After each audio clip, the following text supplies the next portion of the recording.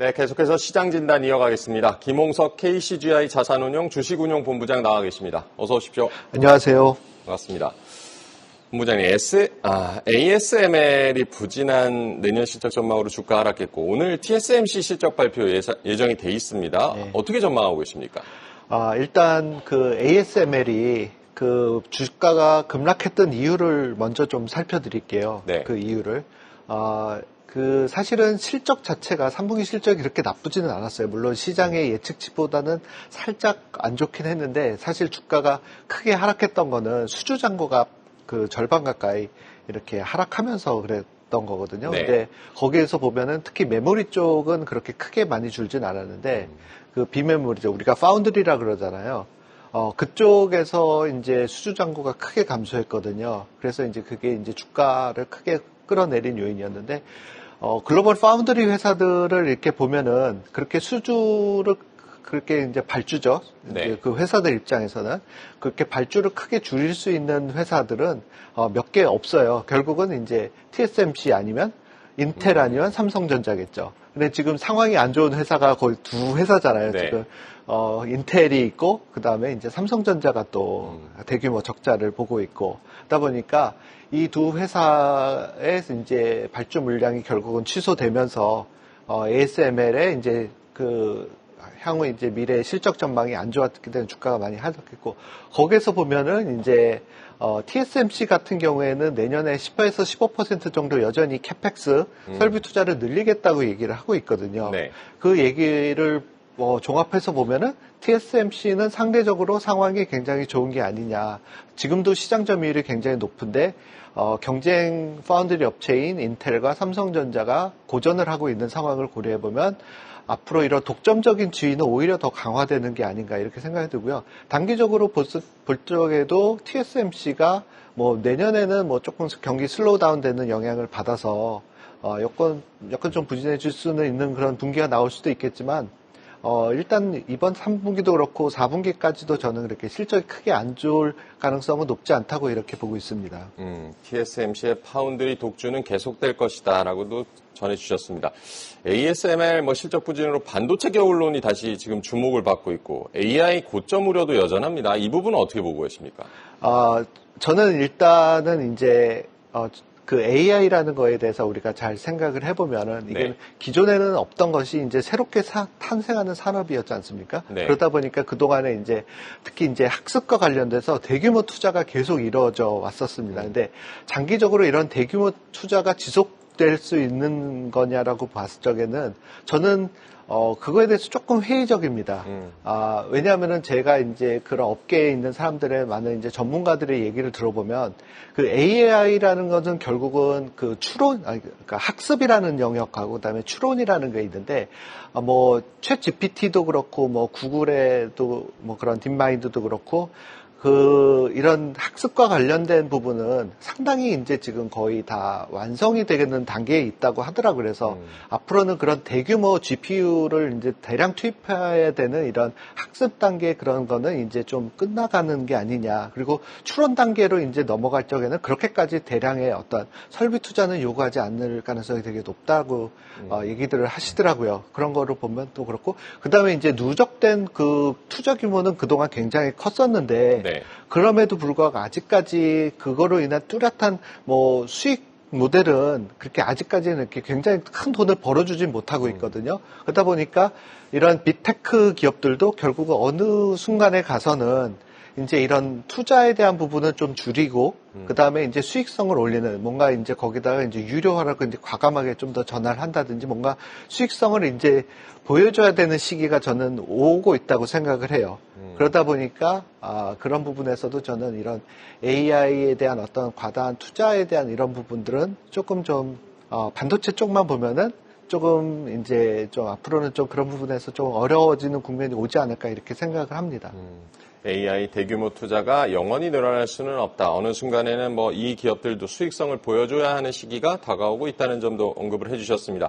ASML 뭐 실적 충격도 있었지만 미국 정부가 국가별로 뭐 고급 AI 칩 판매를 제한하는 방안 논의 중이라는 뭐 보도도 나왔습니다. 이것도 뭐 반도체 투심을 위축시키기도 했는데 이런 정치적 이슈 영향은 어떻게 보십니까? 사실은 제가 봤을 적에는 결국은 이게 어떻게 보면은 이런 미래의 어떤 경쟁 우위를 확보하는 영역의 큰 부분은 이제 AI를 통한 이제 경쟁력이라고 보면은 네. 미국 입장에서 가장 큰 경쟁 상대가 결국 중국이잖아요. 그러니까 중국이 이제 AI 쪽에서 이제 따라오는 것을 결국 막고 싶어서 결국은 이제 중국 때리기를 하는 건데, 네. 저는 이거 굉장히 정치적인 표심을 의식한 거라고 저는 생각을 해요. 그래서 실질적으로 그럼 중국을 견제할 수가 있느냐. 그래서 저는 그거는 좀 회의적이라고 생각을 합니다. 그 이유가 최근에 이제 뉴스를 보시면은 이제 사우디아라비아라는 이제 중동 국가들도 이제 오일 머니를 이용을 해갖고 결국은 이제 자기네들 국가에 이제 대규모 이제 인공지능 센터를 설립을 하고 뭐 거기에다가 엄청난 투자를 하겠다는 식으로 지금 발표도 했고 지금 진행을 하고 있는 걸 보면은 네. 결국은 그게 자체 수요가 그렇게까지 되지는 않는다는 거죠. 그런 중동 국가들이.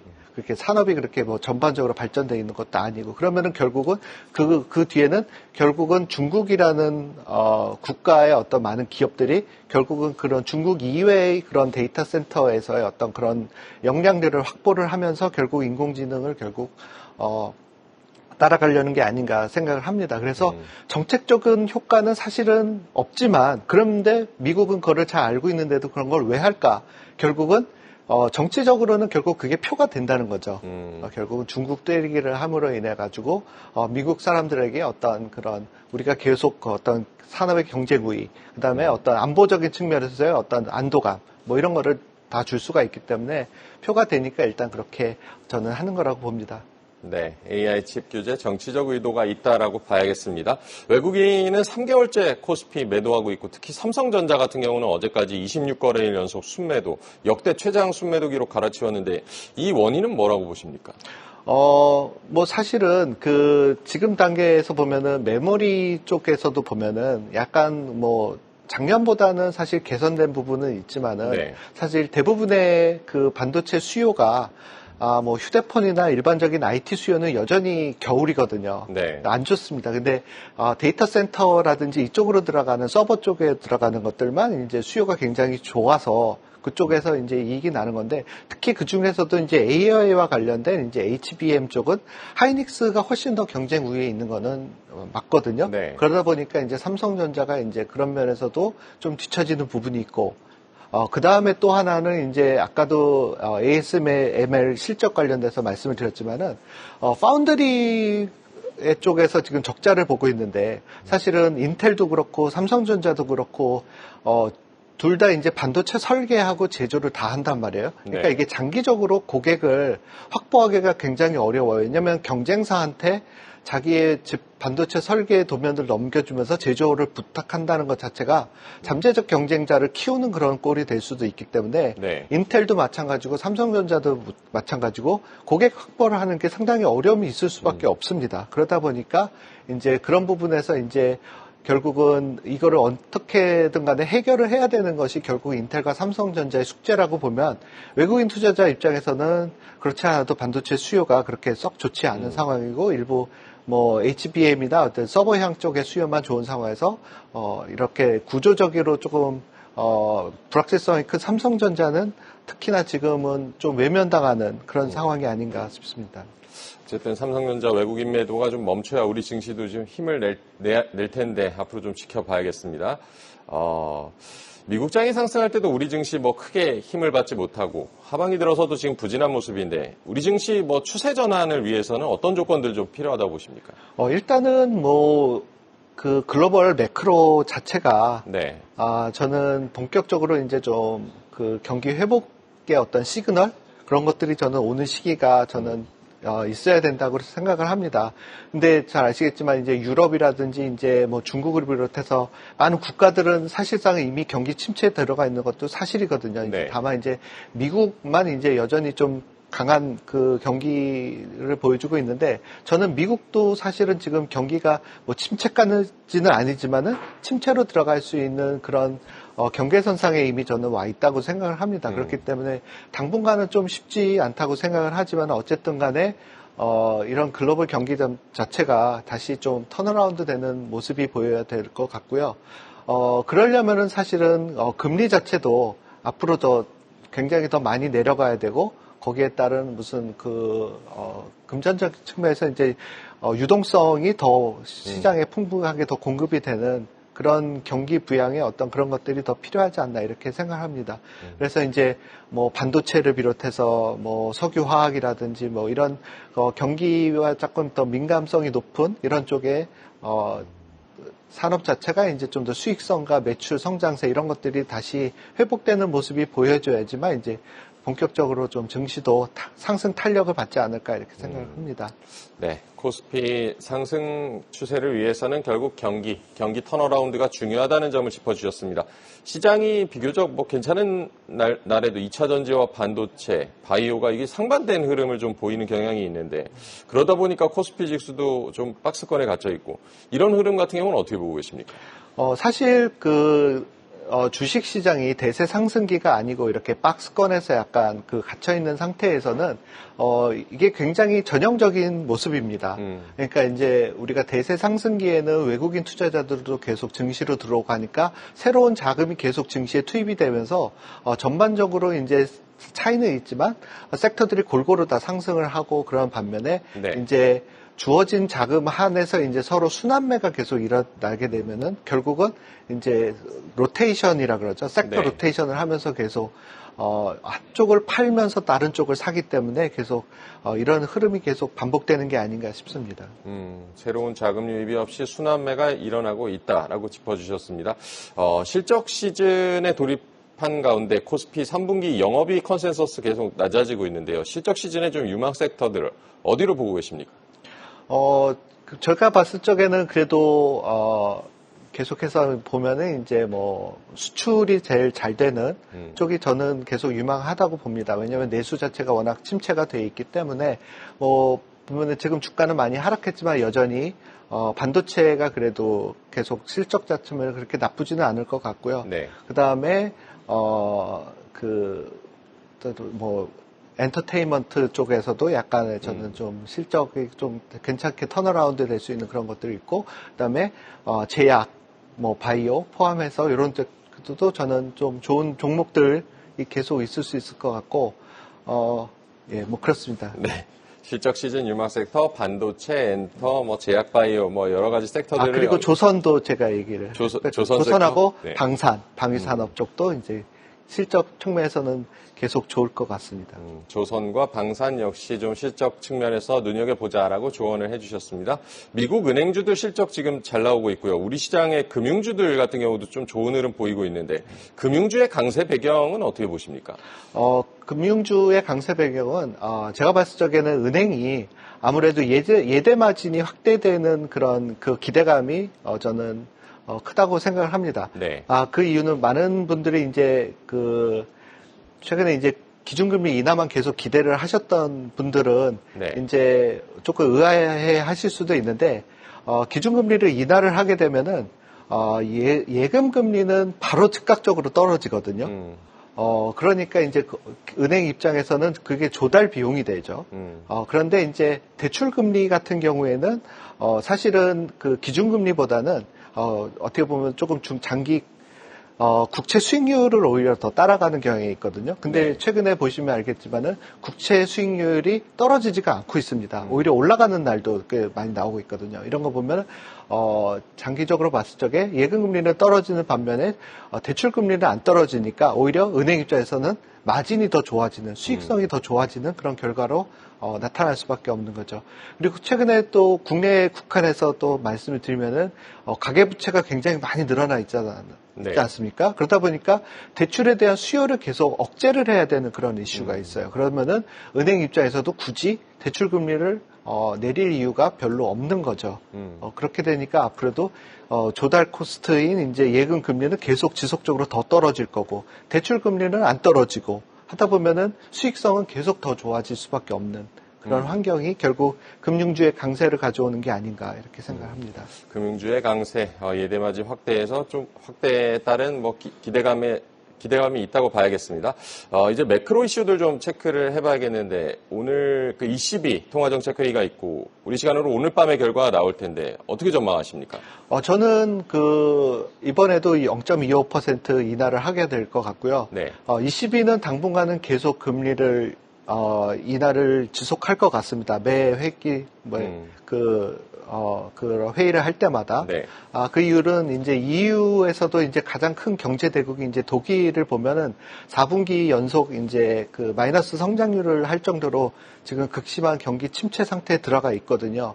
그러면 독일이 그렇고 이제 다른 유럽의 국가들도 뭐 독일보다도 뭐 더 안 좋으면 안 좋았지 좋은 그런 상황은 없기 때문에 네. EU는 이런 그 경기 침체를 어떻게든 돌파를 해내야 되는 그런 입장이기 때문에 물론 지금의 어떻게 보면 인플레이션이 아직 완전히 잡혔다라고 할 수도 없는 상황이긴 하지만 네. 그래도 경기 침체에서 벗어나는 것이 더 중요하다고 생각하기 때문에 계속 기준금리는 적어도 내년 상반기까지는 계속 내리지 않을까 이렇게 생각하고 있습니다.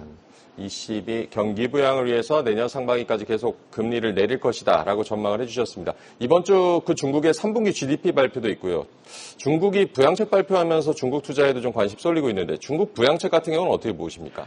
제가 중국의 뭐 경기 부양책이라든지 이런 증시에 대한 어떤 그런 것들에 대해서 제가 뭐 이렇다 저렇다 그렇게 평가를 하기에는 좀 제가 주제가 넘는다고 생각을 하고 있고요. 다만 이제 그동안 부동산이 버블이 너무 심하다 보니까 시진핑 정부에서 부동산 버블을 이제 끄는데, 그다음에 이제 그런 거를 이제 건설 위주보다는 좀 더 부가가치가 있는 산업 쪽으로 이제 구조조정을 하는데 되게 포커스가 저는 있었다고 생각을 합니다. 네. 근데 이제 그 와중에 이제 정말로 부동산이 너무 붕괴가 되면서, 좀 경기 침체도 오고, 그다음에 주식시장도 굉장히 안 좋고, 뭐 이러다 보니까 이제는 정책의 어떤 큰 방향을 전환해서 경기 부양을 해야 되겠다라는 식으로 방향을 전환을 했다는 것이 저는 꽤 의미가 있다고 이렇게 생각을 합니다. 네, 중국 정책의 방향 전환 자체에 큰 의미가 있다라고 짚어주셨습니다. 한동안 미국 경기 지표 발표는 좀 잠잠했는데 오늘 밤에 뭐 9월 소매 판매도 나오고요. 미국 경기는 지금 어떤 상황으로 보고 계십니까? 저는 그 미국의 경기가 저는 좀 악화 국면으로 계속 가고 있는 게 아닌가 이렇게 생각을 하고 있습니다. 사실 그 제조업 PMI를 보면은 몇 달째 계속 안 좋은 모습을 계속 보이고 있거든요. 네. 다만 이제 소매 판매와 관련돼서 이제 서비스 쪽은 그나마 좀 버티고 있어가지고 괜찮았었는데 최근에 이제 소비 심리라든지 지표들을 보면은 최근에 많이 안 좋아지고 있거든요. 그래서 뭐 크레딧 카드의 연체율이라든지 뭐 개인 신용 지출에 대한 연체율, 뭐 신용 대출에 대한 부분 이런 부분들이 결국 피크가 되면서 그동안은 어떻게 보면은 돈이 없었는데도 불구하고 빚을 계속 내면서 소비를 연명을 하면서 소매 판매가 좋았는데 이제 그것도 끝에 이제 다 다다라서 네. 이제는 더 이상 그런 빚을 더 낼 수 없는 그런 상계 상황에 이제 맞닥뜨린 게 아닌가 저는 그렇게 생각을 합니다. 소매 판매도 좀 지켜봐야겠고요. 뉴욕 증시 뭐 고점 경고 계속 나오고 있는데 그래도 좀 올라가고 있습니다. 미국 증시 상승세는 앞으로도 이어진다고 보십니까? 그게 되게 어려운 거잖아요. 우리가 항상 이제 고점이 걸려 어디냐. 결국은 떨어져야 결국은 이제 떨어지는 걸 확인하는 거지. 정말 그거는 저점을 우리가 맞추는 것처럼 고점 맞추기도 되게 어려운 거. 근데 중요한 거는 미국의 경기가 결국은 슬로우 다운이 되고 있다라는 것이 되게 중요한 거고, 그래서 지금 뭐 언제까지 미국의 고점이 계속 갱신될지는 알 수 없지만은 언제라도 저는 확 꺾이더라도 저는 별로 이렇게 놀랍지는 않은 그런 상황은 맞다고 봅니다. 그래서 좀 조심스럽게 접근을 하는 게 맞지 않나 이렇게 생각을 합니다. 미국 경기가 꺾이고 있다는 점에서 뉴욕 증시 좀 조심스럽게 접근을 하자라고 조언을 해주셨습니다. 이제 우리나라도 그렇고 금리 인하기에 돌입은 했습니다. 앞으로 투자 전략도 조언 부탁드리겠습니다. 일단은 그 금리 하락기에는 사실은 증시가 상승장이 오는 경우보다는 이렇게 하락장이 연출되는 경우가 더 가능성이 전 높다고 생각을 하거든요. 네. 그래서 지금은 최대한 보수적으로 투자를 하되 이제 펀더멘탈하고 밸류에이션이 굉장히 좋은, 이익은 계속 늘어나지만 밸류에이션이 과다하게 비싸지 않은 회사들 위주로만 집중해서 좀 투자하시면 좀 좋지 않을까 이렇게 생각을 합니다. 네, 밸류에이션 부담이 좀 적은 회사들을 위주로 좀 관심 있게 보자라고 조언을 해주셨습니다. 오늘 김몽석 KCGI 자산운용 주식운용본부장과 얘기 나눠봤습니다. 고맙습니다. 감사합니다. 계속해서 다양한 경제 이슈를 알고 싶다면 구독과 좋아요, 알림 설정 부탁드립니다. AI 캐스터 권미정이었습니다.